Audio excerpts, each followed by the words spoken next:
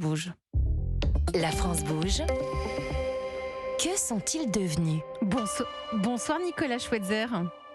Bonsoir. Vous êtes le cofondateur de La Vie, c'est de la charcuterie 100% végétale. Donc avec vous, on peut manger des lardons, du bacon, sauf que c'est végétal. Vous étiez venu dans La France bouge sur Europe 1 il y a 2 ans, ça venait d'être créé. Tout à fait. Hein donc depuis 2 ans, vous avez développé des nouveaux produits. Je crois que vous vous êtes agrandi. Quand vous étiez venu, vous étiez une petite vingtaine. Et aujourd'hui? Aujourd'hui, on est 65 au siège et on a une centaine d'opérateurs qui travaillent pour nos partenaires de production. Et que s'est-il passé alors depuis 2 ans? Beaucoup de choses. On a lancé une douzaine de pays. On a un partenariat avec Burger King. Donc on est désormais dans la plupart des Burger King européens.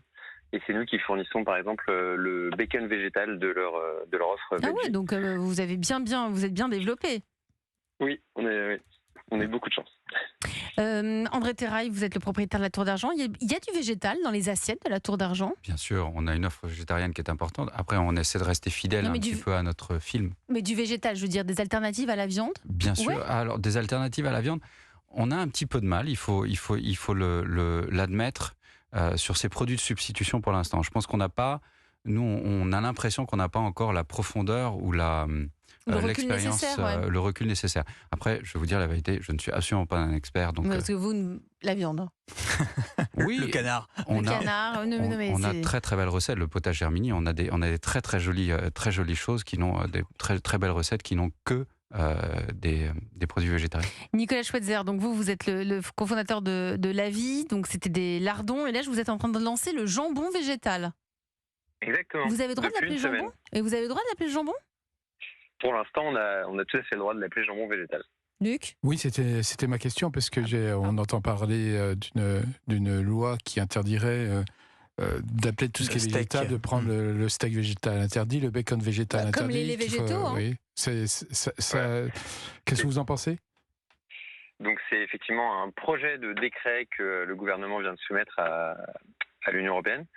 Et il se trouve que c'est à peu près le même décret qui avait été soumis il y a 1 an et demi, contre lequel on s'était bien entendu battu, puisque on tient à pouvoir utiliser les dénominations animales pour que les consommateurs puissent se projeter facilement sur pour les attirer. Ce que sont nos produits.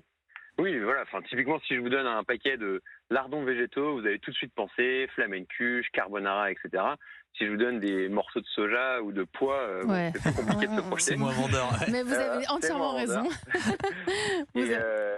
Et comme dans le fond, il n'y a absolument aucun risque de confusion des consommateurs, hein, ceux qui n'ont pas vu nos packs, je vous encourage à le faire. Et il n'y a pas le moindre risque de confusion. D'ailleurs, il y a plusieurs études qui ont montré qu'il n'y a aucune confusion possible entre les offres végétales et animales.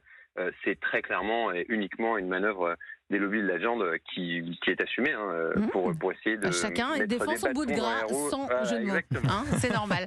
Et en plus de ça, vous vous êtes développé à l'international. Je crois que maintenant vous êtes présent dans plus d'une dizaine de pays en Europe. Exactement. On a principalement ouvert les pays grâce à Burger King, qui nous a emmenés à chaque fois dans différents pays, et ensuite on développe l'offre auprès des supermarchés. Merci Nicolas Schweitzer, vous êtes le cofondateur de La Vie, les lardons. C'est déjà la fin de cette France qui bouge dans la gastronomie.